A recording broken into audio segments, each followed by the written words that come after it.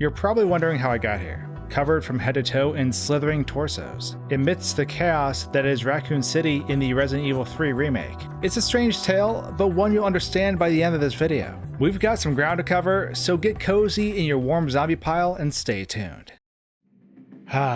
Welcome to Raccoon City, a popular destination these days for all sorts of activities, but there's quite a lot of strange things that can happen here. Unfortunately, public transportation is currently down, so we find a protagonist, Jill, drawing the shortest straw to go up and get things running again. And this is where our adventure begins. I do want to say that everything in this video wouldn't have been possible without the help of my friend Nekoran, so a major thanks to him for helping me out. Starting off, I want to break down the series of events that take place in this portion. We have our cutscene that kicks off Jill's departure. We have the radio call, which occurs on the stairs. And then we have a slight dip that occurs as we emerge onto the streets during Black Friday. Gotta get those deals, man. At this point, we encounter our first zombie in this area. He lurks around the corner and gets us familiar with combat. So that right there is essentially the sequence of events that leads us topside. Once we emerge onto the city streets, that's when our first checkpoint essentially happens. This is the first point in which Jill can actually die. If she does die, like if we run ahead into the fire area, we'd normally respawn in the city. We're going to mess with this concept to make things more interesting though. So in order to skip the first checkpoint, we first need to escape the boundaries of the stage. After disabling collision, we were able to walk onto the city streets of the game without actually setting in motion the chaos of the city streets. Nothing is taking place out here because we didn't come out the normal way. Because of this, there are no zombies anywhere. There aren't any even clawing at the fences. Anything that can move is gone. So now this is where we start messing with things. If we pass through the cutscene triggers, the cutscenes will still play out, but any other supporting objects associated with them will still be gone. For example, the radio call that Carlos makes when Jill's approaching the burning alleyway. This cutscene normally has zombies in the background, but since these cutscenes take place in real time within the engine, the zombies are now gone. It's pretty neat. Unfortunately, we can't really make it any farther than this because preventing objects from loading also prevents us from obtaining the fire hose later on. So the only thing we can do is burn ourselves to death and go back to our last checkpoint. But that's when things get really interesting. So instead of spawning like normal, I appeared way out of bounds with Carlos and Mikhail as they close out the cutscene. We all spawned on the same space, and Carlos proceeded to try to patch Mikhail up.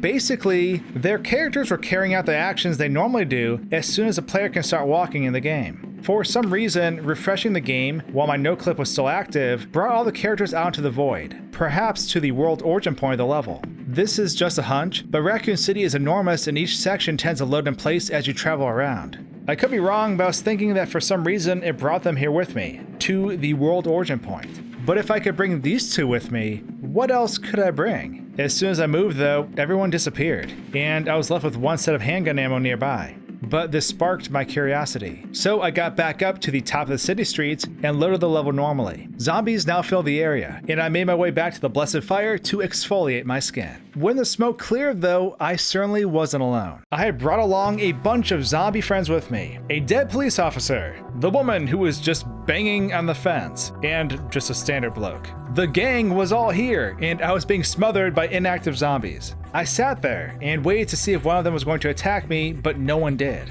So I dodged away from the group, and they all unloaded except for the officer. There were also some other small objects scattered around too, like a bottle below him and a chain just waiting to be cut. This is when I started mad sprinting through the sky to get back into bounds. Jill was a long way from home, and I need to get back to experiment further. After taking a brisk jog through the upside down version of Raccoon City, I found myself back on solid ground once again. The problem was that everything was unloaded, and there was no way to proceed. So I had to reboot the game. This time I decided to hit a new point in the story progress before baptizing myself in fire again. If I did this too early, the story progression will lock in place, meaning Nemesis could never be encountered.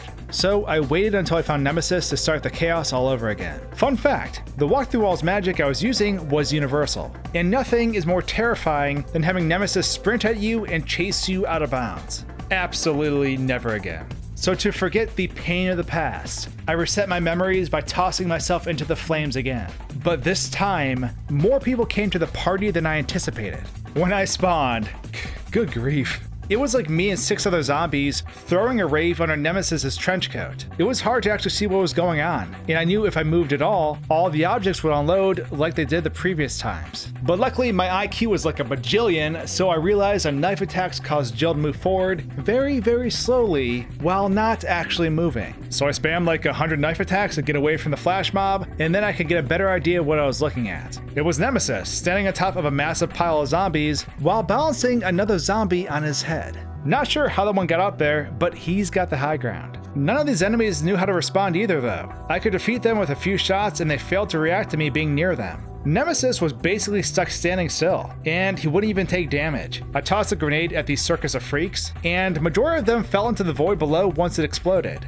But I still had one last mission. I needed to see if Nemesis would stay out here, or if he would jump back to the map. So I started another brisk jog to the city. Regardless of distance, he still stayed put visually, as he faded away into the fog. Upon arriving to the city though, I was eventually greeted by him. He actually hit me out of bounds, and I fell below the stage, which kinda sucked. But as a last-ditch effort, I returned to where I came from by running back out of the city. I wanted to see what was out there now that Nemesis had came back. And to my surprise, everyone was gone. Except for the zombie that Nemesis transforms during the cutscene. I defeated him with a few shots and my mission came to a close. And that's how I ended up in a giant zombie pile in Resident Evil 3.